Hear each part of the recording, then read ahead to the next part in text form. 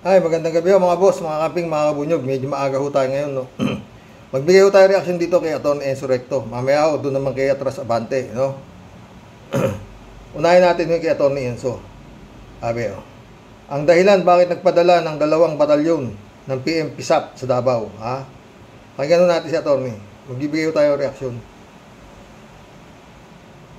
Para sa bayan. Okay, mga kabunyog, mga kababayan, ang ating topic ngayon, 2 batalyon ng PNP Special Action Force, PNP SAF, ang pinadala sa Davao, mga kabunyog. So, iba to, iba tong sitwasyon na to. Anong dahilan? Ba't pinadala? Mayroon bang aarestuhin doon? Sinong aarestuhin? Siya may mga tangki pa eh. Aarestuhin na ba si Kibuloy? O aarestuhin na si Duterte? O kaya kung hindi naman dahil may aarestuhin kaya pinadala doon, ano kayang dahilan?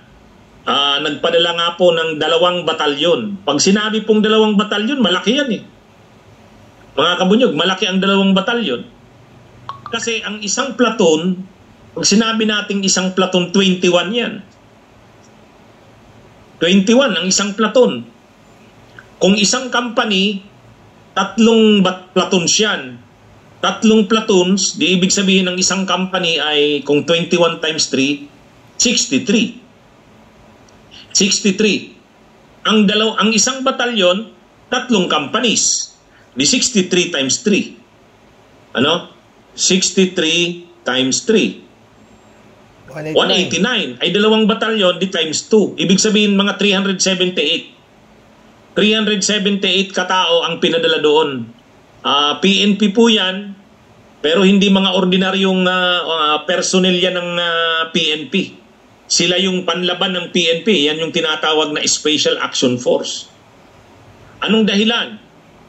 Nito po kasing linggo na to, maraming nangyari dyan sa Davao. Sige, pakita ko ito. Lakihan ko to. O yan mga kabunyog. Kita nyo? O yan. Dito sa una, the police officers in Davao Region have been relieved from their posts to pave way for the investigation. Kasi ang nangyari, cleansing or political vendetta, 40 Davao City police officers ordered relieved. Yan Ano po yan? Matindi po yung ginawa kasi ngayon sa Davao. Napahamak sila dahil kay Basti Duterte. Bakit? Ay kasi Bibigyan na ho tayo reaction dyan. Bakit hindi tinanggalan ng police power tong si Basti Duterte? Kagaya ng ginawa dito kay Alice in Wonderland. Pwede naman, di ba? Ng DILG. Si Benhur Abalos. Di ba tinanggalan niya ng police power yung si Alice in Wonderland? Bakit sana bago pinadala tong anyway, pwede naman niyang tanggalin na yung police power maski nandiyan na yung 2 batalyon na pinadala, di ba? Para hindi makapalag si Duterte. Ngayon marami pang dakdak si Duterte na sabi, ibalik ninyo yung mga tinanggal nyo ng mga police officer ko, mga ganun ito. Iba kakasayan Ganda nga raw mamatay. Dapat tinanggalan na ng police power, di ba, attorney? Tuloy. Kasi naman, sumunod sila sa order ni Basti. Sinabi na kasi na ang approach ng kasalukuyang administrasyon ni PBBM sa droga. Ito problema dito sa mga militar na to no? Nag-aral sila, alam nila kung tama o mali. Bakit susunod sila sa utos ng, di ba mga friend? Kaya kung minsan nag-iisip ako ng sabi ko, kung may matinulang na uupo na opisyal ng PMA, ganyan, whatsoever, mas maganda pa, yung military takeover na kesa yung mga militar natin, ginagamit na itong mga politiko na to. Sinusunod naman. Hindi naman itong mga to nagpapasweldo dyan sa mga kapulisan na yan o kasundalohan na yan, di ba? Pero yung order nitong mga politiko na to, sinusunod nila. Maski na mali. Gaya nangyari sa war on drug ni Digong, di ba? Tuloy. Droga ay hindi na katulad nung panahon ni Duterte na madugo, tukhang, AJ case. Ngayon hindi na. Ang approach ngayon ng administrasyon ni PBBM o ni Marcos Jr., Ang slogan nga ng ang slogan nga ng DILG, buhay ay ingatan, droga ay ayawan. O di ba? Bida. O. Buhay ay ingatan, droga ay ayawan. O, bida. Yan ang approach ngayon ng DILG at ng administrasyon ni PBBM pagdat ni Marcos Jr. pagdating sa droga. Ay itong mga pulis na ito ng Davao, pag sabi ni Baste, magsisimula na tayo ng... Kaya nga dapat nung sinabi nung na magdideklara siya ng war on drugs, dapat umaksyon ng Malacanang diyan di ba? Gagawa mo diyan. Oh, di ba? Itong problema dito Itong mga Duterte parang ang nila yung Davao, kaharian nila pero yun naman ang sinasabi, maski nung pamangkin ito si Digong, si Noel Duterte, yung psychiatrist na nasa ibang bansa. Oh, they live like king and queens in Davao. Oh, lahat ng gusto nila nangyayari sa Davao. Oh, pamangkin na niya mismo yung buo Oh, tuloy. Ng war on drugs na katulad nung panahon ni Digong, nung kanyang ama, ay kaagad-agad naman nagpakitang gilas yung PNP. Ilan kaagad yung namatay? 7 yata yun sa loob lang ng 3 araw. Baka naman may bayad na naman yan, Torne. Kung ilan na mapatay nyo, may bayad. Kagaya nung sinasabi nila Matabato. Na yun, 3,000 isang ulo. O nakakapatay daw sila 10, isang linggo, ganyan. O dapat umaksyon dito yung sa taas. Yung DILG na nga sinasabi. Ngayon, saka sila aksyon, papadala sila dyan ng 2 batalyon. Tanggalan nila ng police power yung mayor na yan. Di ba? Dahil sinasalikod niya yung kagustuhan ng gobyerno ni Marcos di ba? Tuloy. Kaya anong ginawa ng DILG? Nirelieve yung mga PNP. Ngayon, ayan na. Dapat hindi lang relieve, attorney. Dapat inalisan na ng police power yung Duterte dyan sa Davao. Para makita kung talagang gaano kalaki ang private army niyan. Alam nga naman, private army niya yung mga kapulisan niya sa Davao. Pero yun nga nangyayari, di ba? Hindi nila maaari-aresto si Kibulog. Paano nga maaresto? Kung hawak nga sila, dapat palitan talaga yung mga yan dyan di ba mga boss? At gawing ang pag-raid dyan, paghahanap kay Kibuloy, saliksikin lahat yung mga Prayer Mountain, Glory Mountain, lahat yan. Kagaya ng ginawa doon sa Pogo, doon sa likod ng munisipyo ng Banban. Ganon ang mag-raid. Hindi yung, andyan po ba si Kibuloy? Wala. Aalis na sila. Wala. Diba? Dapat may search warrant na yan, mga kung ano-ano na. Diba mga friend? Ang hina naman. Di naman marami utak kailangan Kung talagang gustong hulihin. Diba? Tuloy. Rentang pulis ng Davao City, pati yung kanilang chief of police, rinilieve muna. Ano yan Yan ang nangyayari. Ngayon, kasabay ng pag-relieve ng mga pulis na yan, marami, 40 nga Nagpadala ang PNP Special Action Force ng 2 batalyon ng PNP SAF. Yan. Anong dahilan? Una, pwedeng baka mayroon ng aarestuhin. Baka may tip na si kanila na, di ba sinabi ko to sa vlog ko mga kabunyog, hindi tayo kumbinsido sa pwersa ng PNP sa Davao Kung aarestuhin talaga si Kibuloy, magpadala ng pwersa galing sa labas. Mukhang nakarating na sa DILG at sa PNP ang aking suggestion. Di ba mga kabunyog? Yan yung sinuggest ko Para maaresto talaga si Kibuloy, dapat ang maghunting kay Kibuloy ay mga outside force na ng PNP. Hindi na maaasahan yung mga Davao na yan. Buti naman ngayon may pinadala ng 2 batalyon ng SAP. Para mukhang may lead na sila. Saka dapat may dala-dala na silang search warrant para hanapin kung saan naglulunggayan si Kibulog na yan. Di ba, attorney? Baka arestuhin na si Kibuloy. O kaya, baka naghahanda na ang PNP kasi sabi di ba ni Trillanes, posibleng mga buwan ng Hunyo o Hulyo, ilalabas na ng ICC ang arrest warrant kay Duterte. O baka ano na to? So, hindi natin alam, alin man sa dalawa na yan, posibleng aarestuhin na. Mga kabunyog, mga kababayan. So, SAF, fighting unit. Ang problema dyan, Torny, baka mas marami pang private army kaysa dyan sa pinadalang 2 batalyon. Kaya yung tapang si Digong tsaka mga Duterte, di ba? Laban daw sila ng patayan kung yung 2 batalyon lang, baka kulangin yan. Kita mo, may private army sila, nagmamarcha doon sa parang yung kampo, yung kingdom ni Kibuloy, doon tinetrain yung mga private army nila, di ba? Umuulan mga boss. Sana hindi nakakasagabal, Eto, another topic tayo. Yun lang magiging ko doon sa vlog ni Atty. Enzo na yun. Kagabi ko pa sinabi yun, di ba? Oo. Eto, EJK investigation, nakakagulat ang ginawa ni Duterte. Ito pamagat nito. Magbigay din tayo reaction dito. Ito ang nangyayaring investigasyon nito si Abante doon sa Kongreso. Pakinggan natin. Former president na inuna niya ang drugs at nawala yung manufacturing drugs dito sa Pilipinas. Pero ang pumalit ay mga smuggled drugs. Ang pumalit. Nakikita po natin, per tons din naman ang nahuhuli. Sa Davao, may nahuli.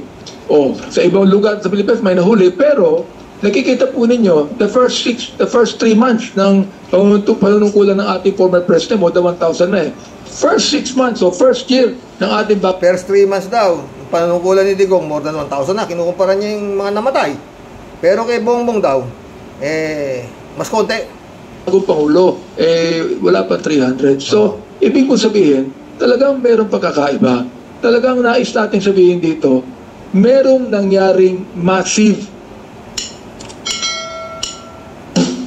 Hindi ko na niya, pahabain niya. Magkukula pa po tayo, Yun ang dyan. Pinag-uusapan nila dyan, na anong panahon ni Duterte, mas marami ang namatay. May massive na ganito Ngayong panahon ni Bongbong, kukunti lang namamatay. Malaking pagkakaiba ka. Mas malaki nga talaga dahil libo na nung panahon ni Duterte, kay Marcos daan pa lang. Magiging sagot lang naman niyan dyan mas maraming lumaban nung panahon ni Digong ngayon, kukunti lumalaban kaya nakahuli ng buhay. Di ba? Problema nga, napatawag si Digong Di ba? At saka si Bato. Tuloy natin. Parang na-struck lang ako na sinabi ni former secretary. So, ibig mo bang sabihin? Si Representative Franz Castro po ito. Na ginajustify mo yung drug war ni Duterte dahil sa mga patayan. So, okay lang na may pinatay dahil dito sa drug war. At ang mga tao ay sinasabi nila na sinusuportahan nila to. Baka hindi, takot sila, At masasabi na ba natin ngayon, Mr. Chair, na nawala na ba ang droga? Na nawala ba sa panahon ni Duterte? Na-reduce ba talaga yung paggamit ng droga, Mr. Chair? Tapos yung sinasabi niyo rin kanina na reasonable force. So sa pag-uusap ninyo, parang kanina sinasabi din ni Secretary, Mr. Chair, na pinapaliwanag naman ni Duterte kung paano itong reasonable force. So reasonable force ba yung killing? Mismo sa bibig niya Di ba? May salitang patayan doon sa sabi niya, may mga pinakita sa video yung mga sinasabi niya tungkol sa papatayin ko, yung mga di ba? O dapat patayin. Kahit si Bato, sinasabi niya kung di makalaban, palabanin niyo. Kung walang baril, bigyan niyo, di ba?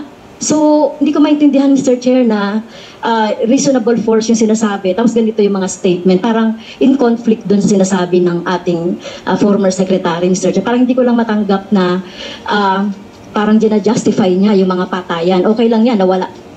Nabawasan, natakot ang tao, etc. Mr. Chair. Your Honor, hindi naman po na gina-justify Ito, si Guevara. natin ang drug war campaign dahil sa mga namamatay at mga inaabuso ng mga ordinary people ng mga taong quite unfortunately na involved sa droga. Tama lang naman po na dahil ganun katindi ang nangyayaring, kumbaga tinawag na nga po na salot ang drug scourge, Kaya po tingin ko ay nararapat lamang na maging i-address ng gobyerno yung ganyang klaseng problema. Kaya po tama na magkaroon ng drug campaign. Pero hindi po natin gina-justify yung paggamit ng excessive force na hindi naman kailangang barilin o patayin ay gagawin. Ano po? Yun po ang maliwanag na gusto kong maliwanagan, maipaliwanag. Hindi po natin gina-justify yun. At ang Department of Justice nga po ay nag-conduct on its own ng mga ganyang klaseng investigasyon. Pero yun pong policy na bigyang pansin ng Presidente ang sitwasyon natin sa droga ay isang bagay na palagay ko po lahat naman tayo ay mag-agree dahil malala na po ang drug situation nung time na gawing programa ng Presidente ang drug war. Lahat po tayo nakakabasa sa dyaryo, sa TV, halos araw-araw po may mga nangyayaring insidente na bigla na lang sinasaksak sa sasakyan or binubugbog or ninanakawan dahil po either lango or basag or durog yung tinatawag na person concerned or dahil po sa pangangailangan para siya ay makabili ng droga.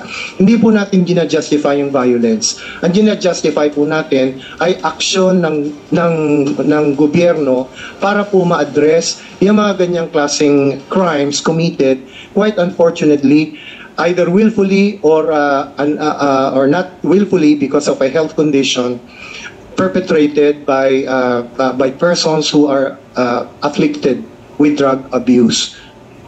Let me Professor, nung unang taon ng ating former president, ilan po napatay? Unang taon.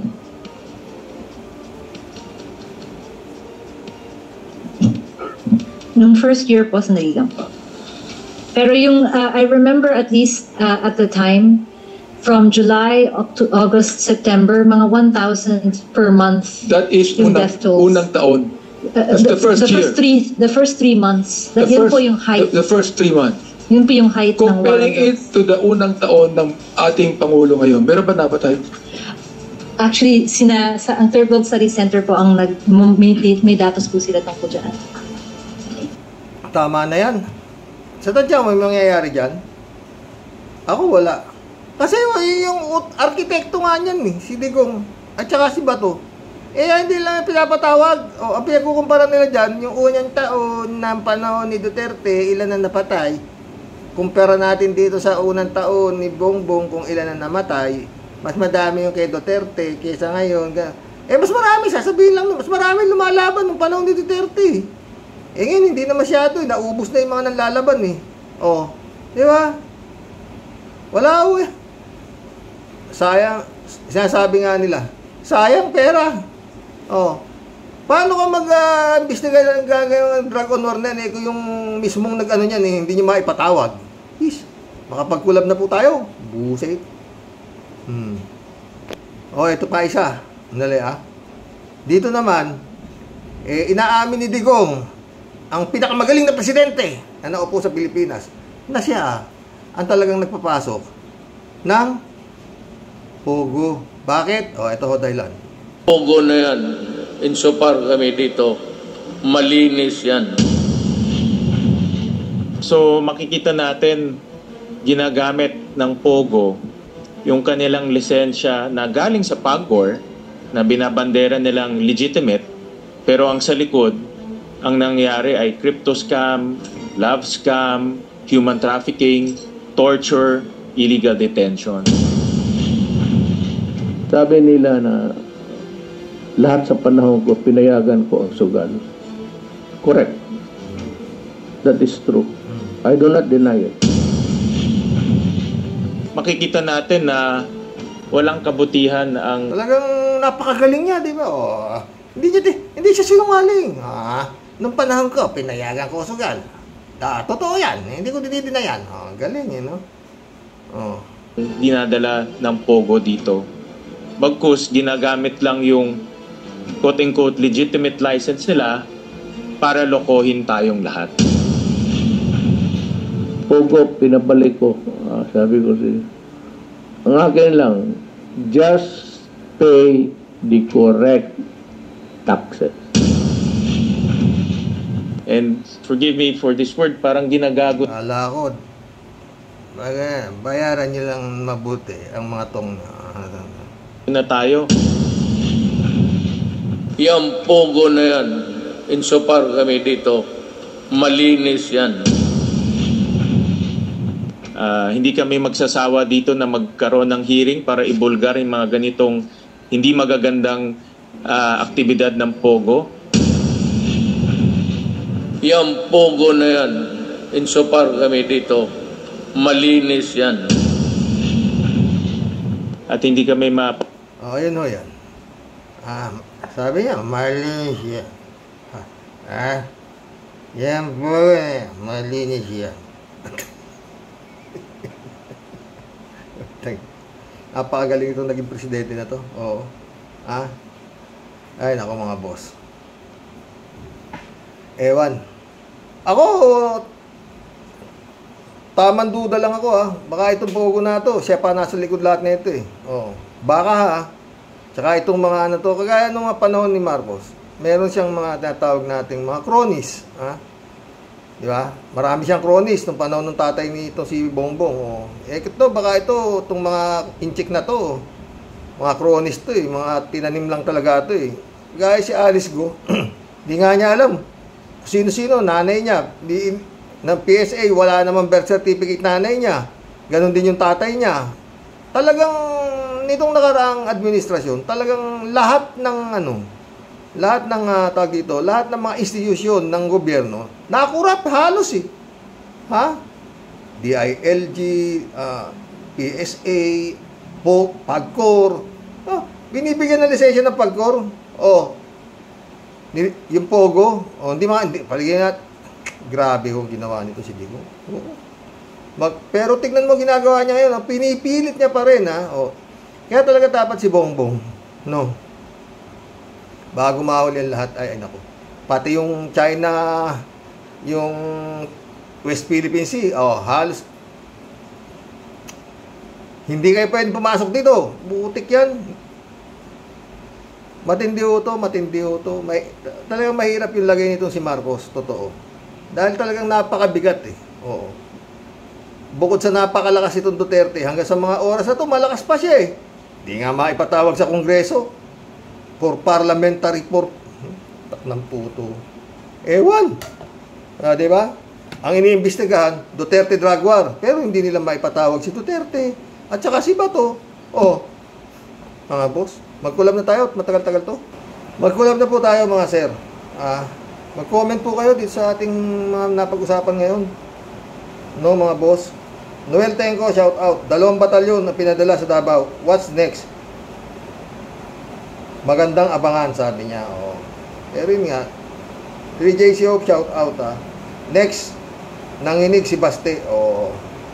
Pero para sa akin, malabo yan. Dapat sana, tinanggal na yung police power. Anyway, magaling sila bahala sila. Raul Villanada, shout out Bilang na ang araw, Nicky Bulok, mahahanap na yan. Sana nga. 3JC ulit Ito naman kasing si BBM, walang isang salita. Sabi mo, di mo ibibigay sidot sa ICC. Bakit may 2 batalyon sa Davao? Bakit niya nirelieve ang mga pulis ng Davao? Anong ganap, Mr. BBM? Tawa-tawa siya Pinakakaban nyo naman si Baste. Ayan, nagwala na. Totoo. Tapang di ba? 3JC Ang problema, friend, dapat tanggalan na ng police power kagaya ng ginawa nitong si Abalos kay Alice in Wonderland, di ba, friend? Jane L, shout out. Xerox, hindi ko po alam kung ano yung pinagsasabi ninyo dyan sa vlog mo. Bakit? Lumaki po kasi ako sa farm. Sa Amerika pala. Tawa ko to. Kalat ni Baya, shout out Hello, Miss Aruba, mabuhay ka? Sabi ni Kalat niyo. Ay, sumagot si Pren, lumaki po kasi ako sa farm at hindi ko na po kayo maalala, Your Honor. Librado Lodovico, shout out. Kalat ni Bayaw. Good evening, Karoke. Nasabi ko na, basta pogi, ay paminsan-minsan ginagabi. Banat lang, Karoke, sabi niya. Miss Akira Milo, shout out. May you have a blessed Sunday.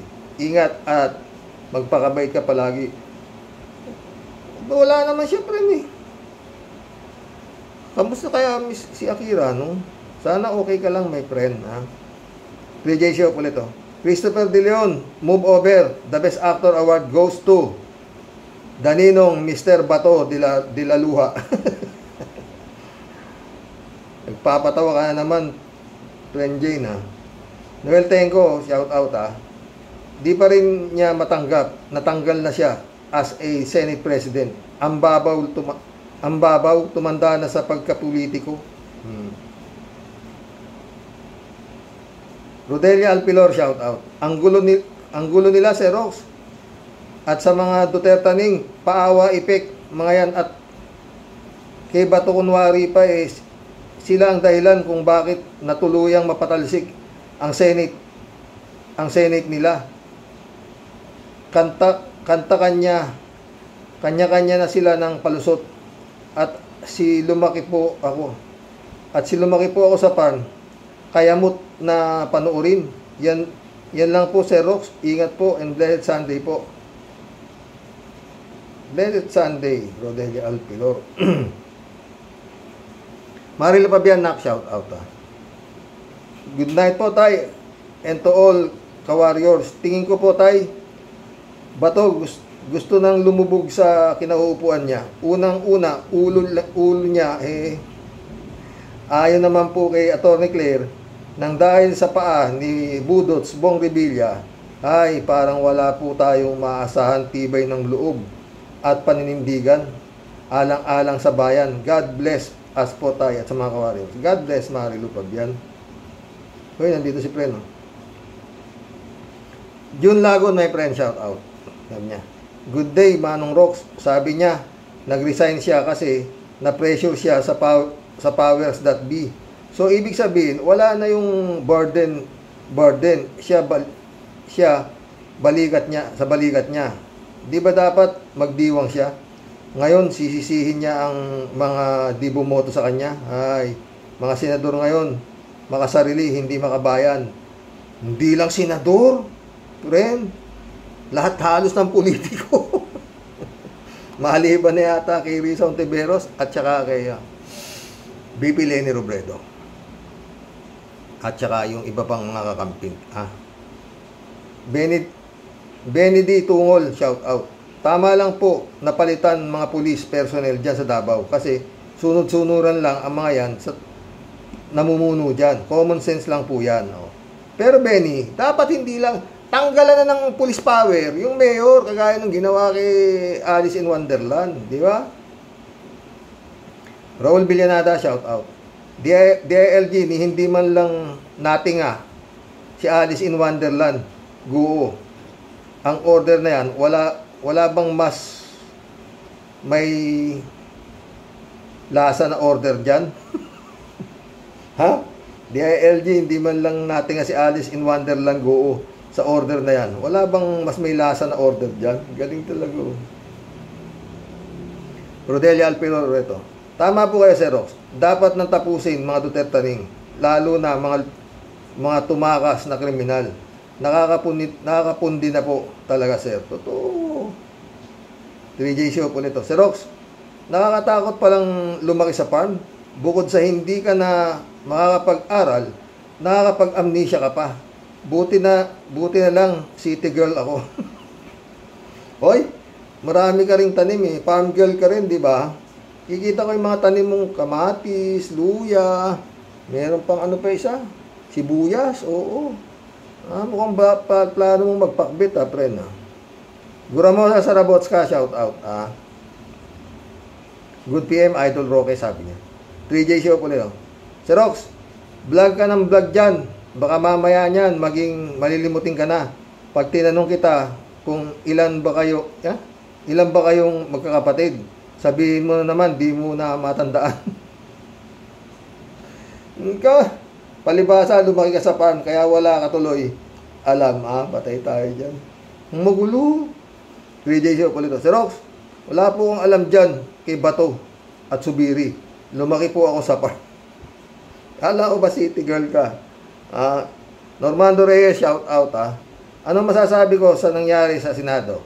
Your Honor, hindi ko po maalala bakit sila nag-iiyakan kasi lumaki po ako sa farm. Ay.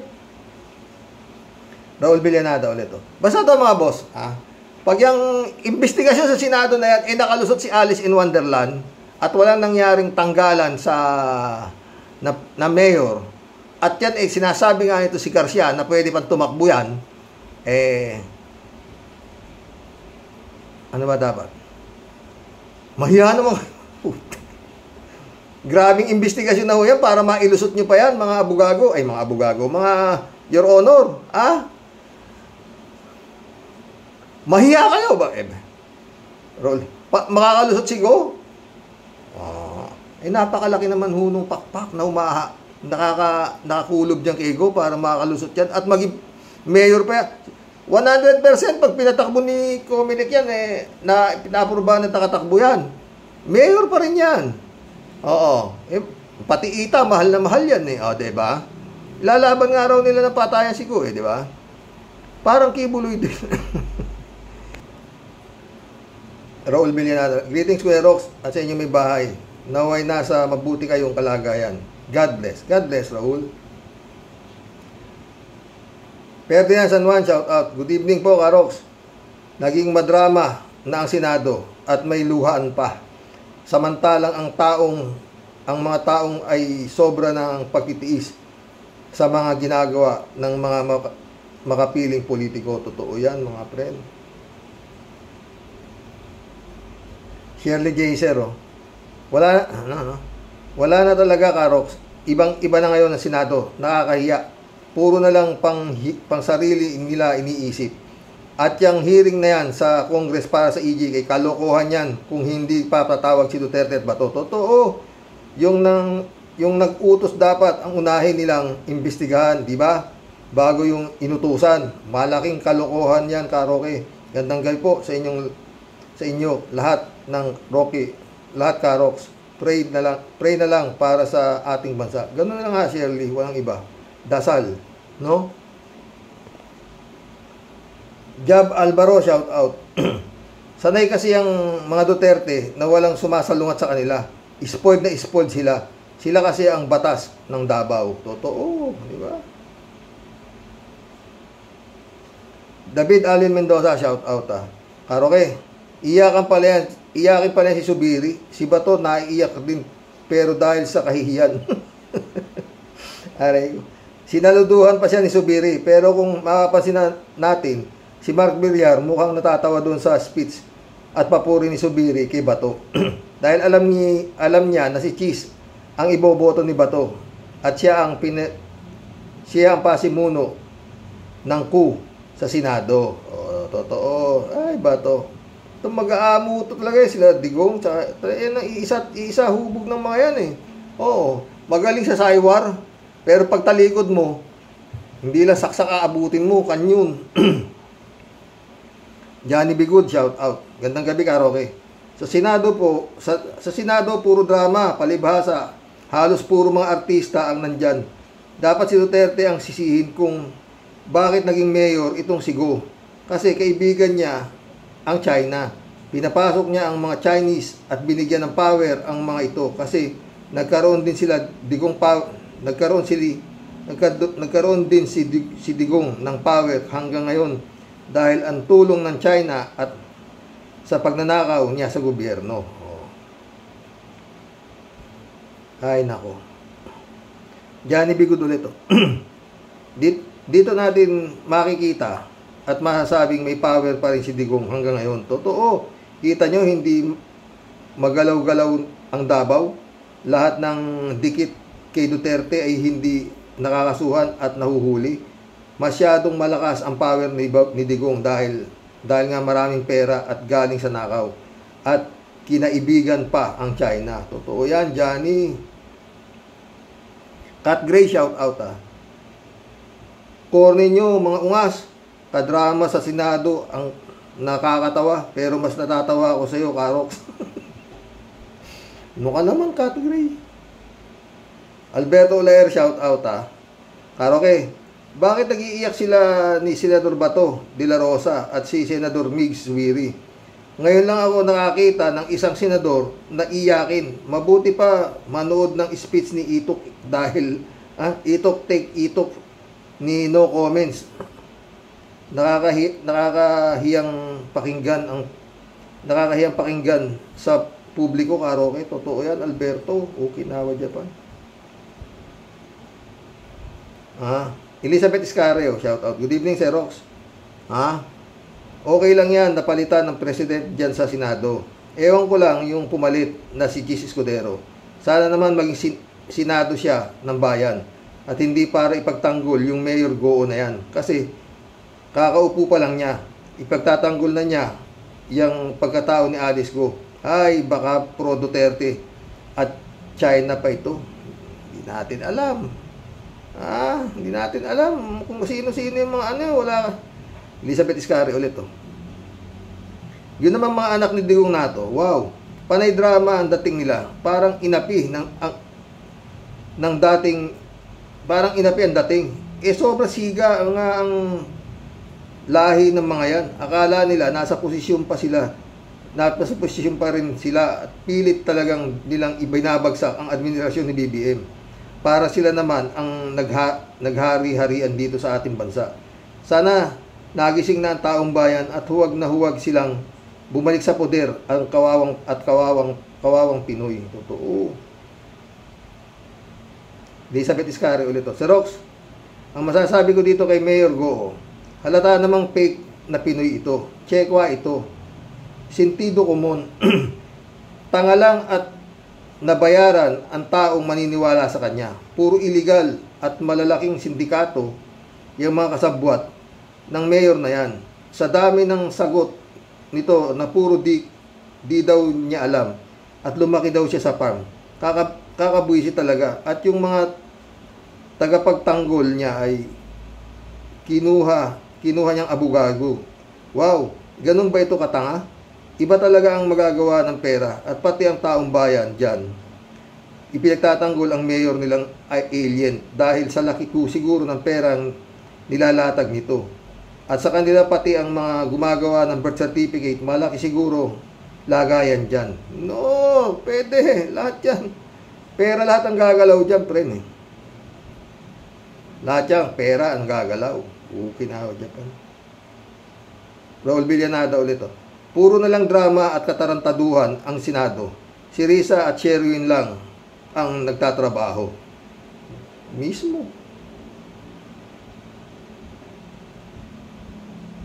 PM. Kaya nga ito PM. Si Toto Kausing lately, umiba ng pananaw. Dami niyang unsubscribe sa kanya. Pinoy daw ang mayor na chick. At nag-abogado kay Morales. Ganun. Hindi ko alam yun Librado Ludovico. Teka muna, Karo. Si Atras Abante, pastol na congressman pa. Aba, ang alam ko sa Biblia ay hindi ka pwedeng maglingkod sa dalawang amo. Saan ka dyan? Sir Atras Abante, namamangka ka sa dalawang ilog? Kakaang ka niyan. Choose one. O, diba? Ewan ko dyan kay Atras Abante. Friend Shelvin Sapeda, shout out. July 7 Alcantara, Christian Sen, shout out sa inyo mga friend. Friend Amy Bingson, shout out. Sana okay ka lang, friend Amy Magparamdam ka naman. Friend Dolor Garcia, shout out. Friend Dolor, mamaya pag tatatawag. Bukas, tawag ako sa'yo. At magme-message ako sa'yo at kakamustahin ko si nakikita kayo ni friend Amy, no? Shelvin Sapeda, liar caught on fire, sabi niya. Si Rox, palakpakan po natin at bigyan ng isang lupit na jacket si Sir Chugiri. Hanep, ano po? Lakas maka dear Ate Charo. Masasabi ko po, Sir, iyakin at mga extrang gumaganap na may iyakan blues talaga, mga sir, mga madam, parang kumita na po yung palabas na yan. Wala na po bang ibang na mas matindi-tindi po ng konti. Yung tipong maiiyak din po kami. Naman. Di ka ba naiyak? Tingin ko nga sa mga emoji mo po, natatawa ka pa rin Parang pang strike to muna po yata yan, Sir Chugiri. Yung una, yung issue kay Sir Paminta, Pimentel pala. Yung parang Dayaan Blues yata. Oo, nanyan. Leksyon po dapat na palagi po nating dapat matutunan. Sa politics, no permanent friends, no permanent enemies. Pagbutihin po dapat ang trabaho. Huwag pong kahit po sa mali, basta kaibigan, pag tatakpan at palulusutin. Dapat po una palagi ang taong bayan. Nako, Tia Deli, malabo yan, di na uso ngayon yan. Naku, siyempre unahin ang bulsa ng bayan. Ang kaba ng bayan. Putik yan. Kaya po kayong lahat na nandyan, wala pong kaibigan, walang kaibigan, trabaho lang. Wala po dapat personalan para magampanan ninyo po yung maayos ang mandato nyo. Doon po sa pumalit sa iyo, sir. Huwag pong papogi points ng dapat at huwag daanin sa sweet talks at puro matalinghagang salita. Mukhang di pa nagiinit ang lubot mo sa pwesto mo, sir. Mukhang ligwak agad. Mali agad ang pinagbabanat mo. Pag ayusin mo at nandi ka machinelas ang uso ng impong mo, ikaw din, sir. Huwag masyadong pabida, di porket ikaw ang ipinalit, akala mo forever na. Lagi niyong tandaan, mga sir, mga ma'am, kami po ay taga-masid at huhusga sa inyong mga kapalpakan. Di niyo po kami pag-aari ang Senado. Taong bayan po ang nagpapasweldo sa inyo, kaya pakiusap lang po. Sana po magsiayos at magsitino po kayo. Mga puro pagkampi sa istoryang Goo na paghahalata na meron ding sikreto. Ang nagtatanong lang po, nagtataka ako. Galit.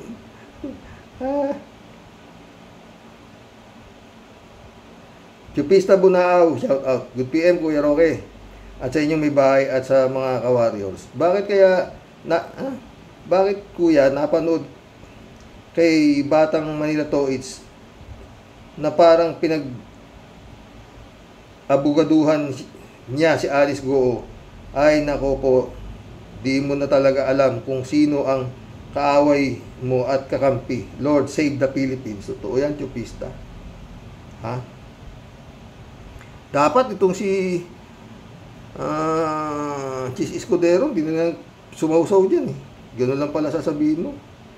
Reynaldo Gonzales, shout out. Swerte si Bato. Nakakapag-tridor na.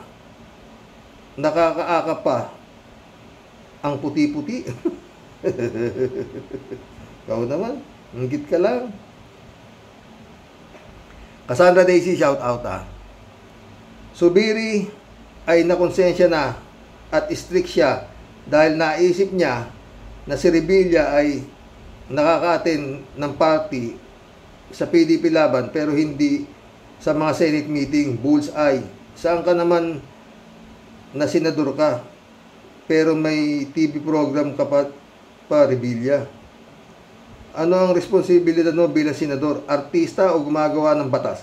Yan ang binoto ng mga mangmang na Pilipino sa Cavite ay isa sa lugar na may pogo at nakikinabang ang mga politiko pulpul na ito. Buti pa si Biko at tinanggal niya na ang pogo. Mabuhay ka, Biko. Oo. Sana tumakbong presidente yan, bobotohin ko yan Shout out Vice President Leni Robredo. 3J show ulit Yan naman si Alice in Wonderland. Dapat tapusin na yung hearing na yan at ipatapon na sa China. All evidence are saying na hindi siya Pinoy. Siya ay spy. 100% period. O, tapos, ang kaso.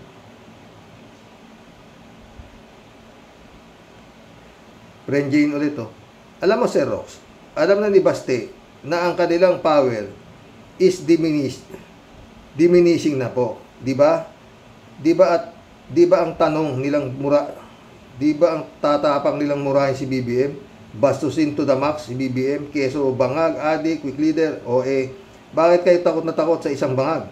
Weak leader, adik, nagpadala sa Davao ng 2 batalyon, nanginig na kayo agad, balwarte nyo yan, kayang-kaya nyo yung 2 batalyon na yan, kayo ang hari at sa Davao, di ba? Tawa-tawa si tignan mo ba, sana, yung mga gustong tumulong dyan, at itaya nyo yung buhay nyo dyan, sa mga Duterte na yan, no? Isipin niyo yung pamilya nyong maiiwan, no? Gobyerno ang inyong babanggain, mga boss, huwag kayo syunga, Maraming hanap buhay kaysa magproteksyon kayo sa mga ganyang uring tao. May utak kayo, gamitin nyo.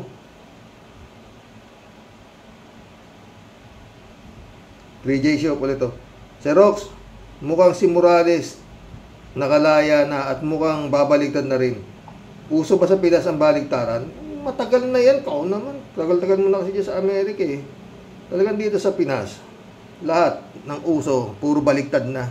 Kita mo si Abante, atras pala. Patay tayo dyan. 3J Show po dito. O ayan si Rox, nadamay pa pati Sandra Cam sa isang DDS. See? Magkakasabwat nga yan eh. Sandra Cam, Morales, maharluka-luka. Ngayon, nakatikim ng kulong si Morales. Di natauhan siya. Baka tuluyan na talaga siya na ni Escudero ngayong siya na ang Senate President. Kinausap siguro ni Escudero itong Morales na Morales ito. Natakot ang lolo at nagwala sa interview ng DDS. Ano ngayon, maharluka-luka? Totoo. Mission accomplished, mga boss. Mag-aalas 6 pa lang ho ng gabi rito. Diba? Buti hindi lumakas yung ulan, mga friend. Shout out, brother Relisisyo. Eman Escalona, shout out na ka. Aya Suleman, nak, shout out. Boyong Kong Balong. Hanggang bukas po muli, mga boss.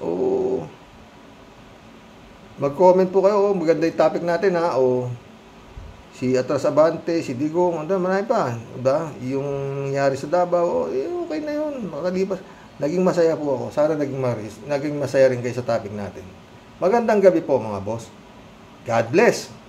Dasal.